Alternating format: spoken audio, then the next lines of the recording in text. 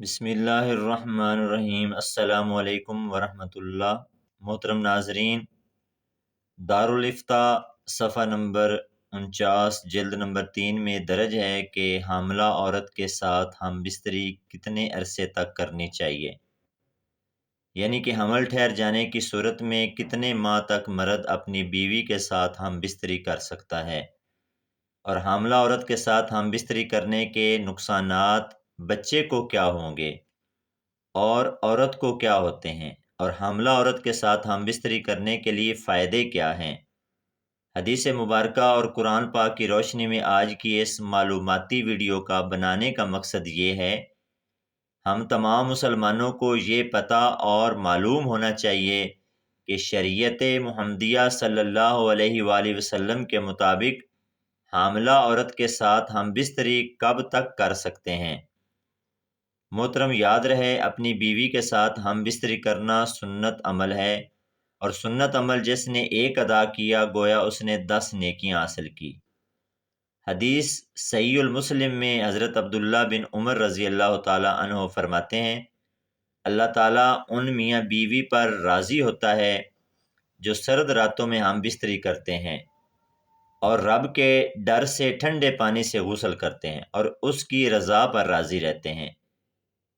اس وقت اللہ تعالیٰ فرشتوں سے فرماتا ہے، اے فرشتوں، تم ان کے سابقہ گناہ معاف کر دو، کیونکہ اس نے میری رضا کے لیے ٹھنڈے پانی میں غسل کیا ہے، اس لیے میں ان پر راضی ہو گیا۔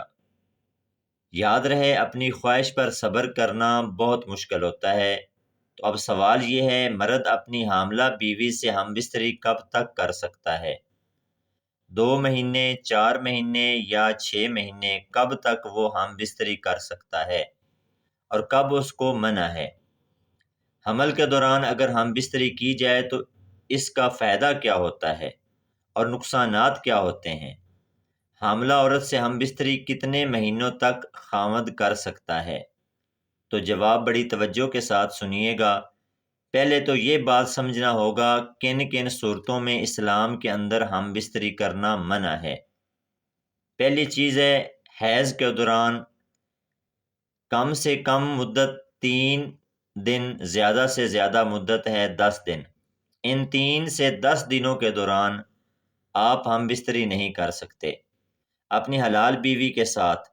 قرآن پاک نے عورت کے حیض کے ایام میں منع کر دیا ہے۔ لوگ سوال کرتے ہیں نبی پاک صلی اللہ علیہ وآلہ وسلم سے کہ حیض کے بارے میں تو اللہ کے قرآن نے جب آپ کو کہہ دیا کہ عورتوں سے جدا رہو حیض کے دنوں میں، تو حیض کے دن کتنے ہیں؟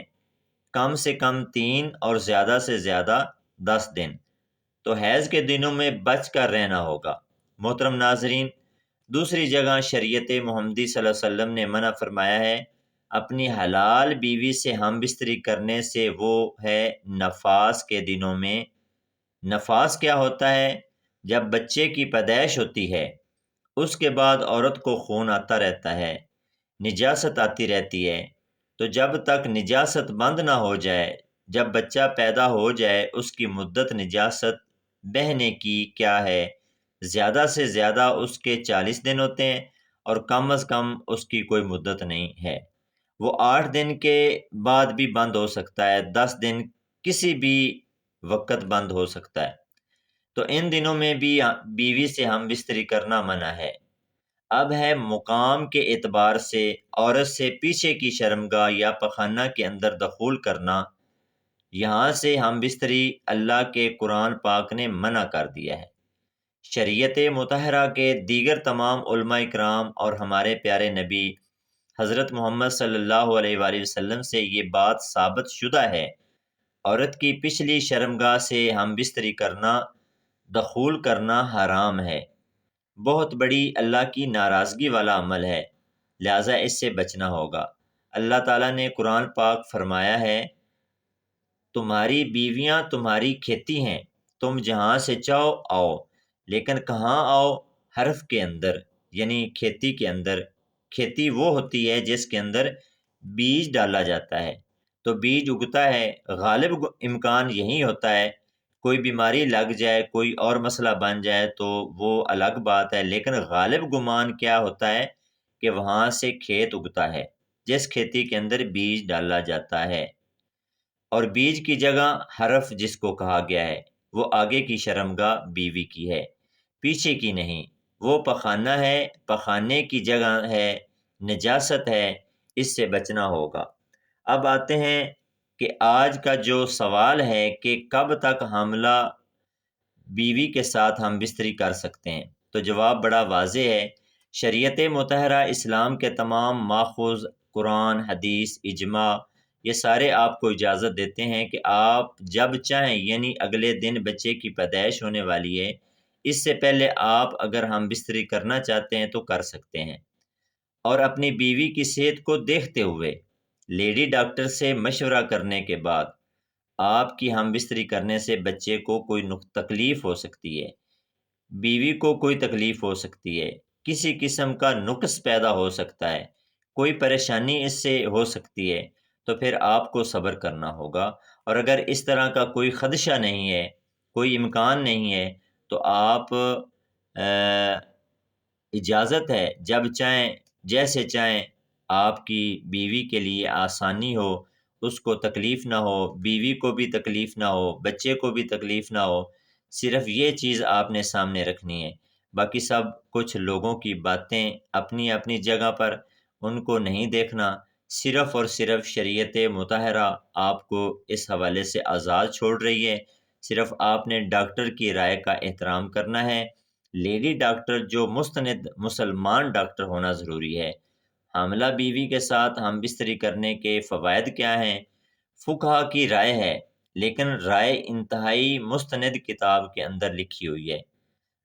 رداء المختاریہ فتاوی کی بہت بڑی کتاب، دارالافتاء کا حصہ یہ کتاب ہے، بڑی معتبر کتاب ہے، جس کے صفحہ نمبر 49 جلد نمبر 3 پر ہے، بات موجود ہے کہ اگر حاملہ بیوی سے ہم بستری کی جائے تو بچہ اس کی قوت سماعت کے اندر اضافہ ہوتا ہے، مضبوط ہوتی ہے، اس کے بال بڑھتے ہیں، اور تیسری چیز یہ ہے کہ اس کی بینائی تیز ہوتی ہے۔